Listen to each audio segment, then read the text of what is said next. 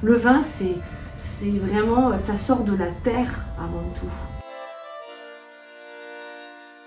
C'est pour la convivialité. Quand on est animé par une passion, un métier, on ne va quand même pas arrêter un métier parce qu'entre guillemets, soi-disant que c'est un métier d'homme. Moi, je ne me vois pas forcément ni comme une femme ni comme un homme, mais comme une professionnelle, point à la ligne. Alors, confinement oblige, je suis rentrée chez mes parents, mais du coup, ça va me permettre de vous emmener à la rencontre d'une des personnes les plus inspirantes de ma vie, qui est dans l'un des endroits que je préfère. C'est parti!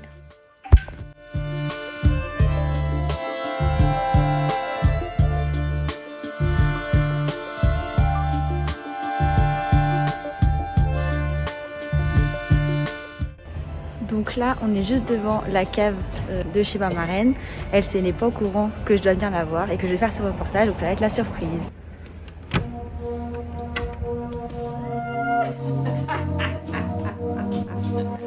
Qu'est-ce qu'elle dit, la belle?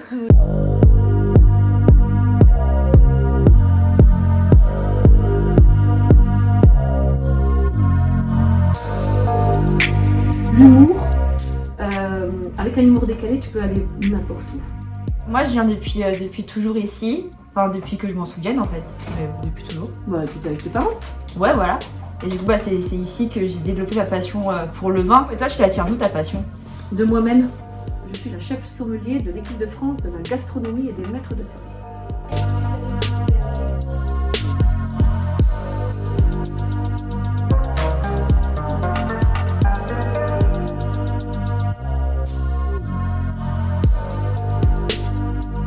Et toute seule ici dans une cave, c'était un peu les gens. J'ai su passer par tous les noms d'oiseaux.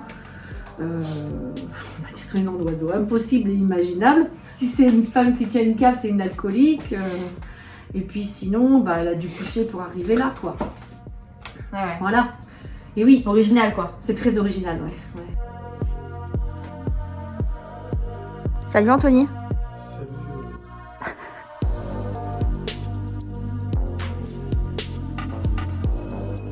Mais ça a été un parcours de combattant. Pendant plus de 10 ans, je me suis dit, mais qu'est-ce que j'ai fait qu'est-ce que j'ai fait prendre une cave ici? Il y a des gens souvent quand ils rentrent, ils louent le patron. D'ailleurs, Anthony, il a bien vécu ça. J'étais pas là. Si, des fois, il y a des gens qui le disent. Ah oui. Au tout début. C'est tout seul, notre enfant. L'exemple typique, c'était l'année dernière. Il y a un monsieur qui rentre et qui me demande, il est où le patron ici? Puis moi, un petit sourire narquois, il fait, c'est moi. Et l'autre, il m'a fait un scanner, hein, tête-pied, pied-tête, en me demandant, ah bon, c'est vous et vous y connaissez quelque chose? Le mec, il te met la main à la fesse. Ouais. Qu'est-ce que tu réponds? Moi, c'est ce qu'on m'a fait. Si, par exemple, je ne dis rien, ça veut dire aussi, tiens, elle est facile, elle est consentante. Si je porte plainte en haut lieu, au directeur du restaurant ou quoi que ce soit, on va dire, tiens, c'est une chiante. Donc moi, ce que j'ai fait pour me défendre moi-même, je lui ai fait exactement la même chose. Mais lui, quand j'ai commencé à frapper, il avait des assiettes aussi dans les mains.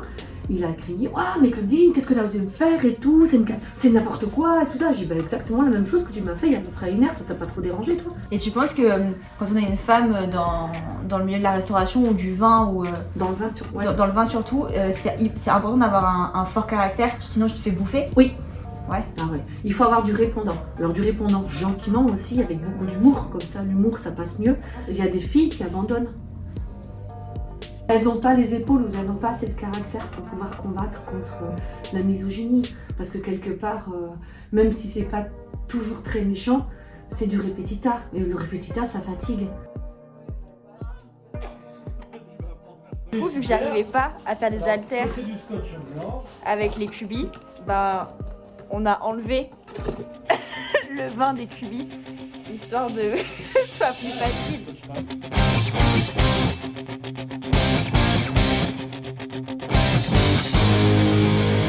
Pourquoi on est plus technicienne également? Parce qu'on nous posera toujours la question, quel au garçon, lui, on va pas lui poser. encore il y a quelques ans, on disait que les femmes, fallait pas qu'elles rentrent dans les caves parce que ça faisait tourner le vin pendant qu'elles avaient leur cycle de menstruation, tu vois. Tu as ressenti le fait qu'il y ait des gens qui préfèrent aller dans d'autres cavistes du Puy ou dans des chaînes ou limite acheter leur vin en supermarché parce que ça les gênait d'acheter du vin chez une femme. Oui, je l'ai vécu. Je dis, vous le savez, les vins, vous pouvez les retrouver, puisque vous les avez tant aimés, vous pouvez les retrouver à la cave. Ah, il me dit oui, mais bon, oui, enfin bon. Il me tape sur l'épaule et puis il me dit, mais je peux pas venir chez vous. Je dis, ah bon, mais pourquoi? Mais parce que vous n'êtes qu'une femme. Est-ce que le vin est une histoire d'homme ou pas, ou une histoire de femme ou pas? Moi, je dirais simplement qu'il ne faut pas qu'ils oublient que, par exemple, pendant la guerre, si encore aujourd'hui on a du vin et des vignes, pendant la guerre, lorsque les hommes sont allés au front, qui ont gardé la vigne? Les femmes. Il n'y a pas que les hommes dans la vie, il y a aussi beaucoup de femmes qui sont veuves et des femmes qui sont divorcées, parce qu'elles, c'est le contraire, elles ne sont pas forcément bien reçues chez cavistes hommes, parce qu'on dit toujours que la femme, elle vient, enfin, elle n'y connaît rien, donc on va lui fourguer ce qu'on veut. En tout cas, si un jour j'échoue dans le journalisme, tu me garderas bien pour faire ta caisse. Je suis pas sûre. 2 et 2? Je voudrais 4. C'est bien, ça fait plus 5. De toute façon, pour faire ce type de métier, si on arrive au-delà de tous ces préjugés, c'est parce qu'on a quand même la passion qui nous anime et puis l'envie de faire découvrir on va dire ce métier magique.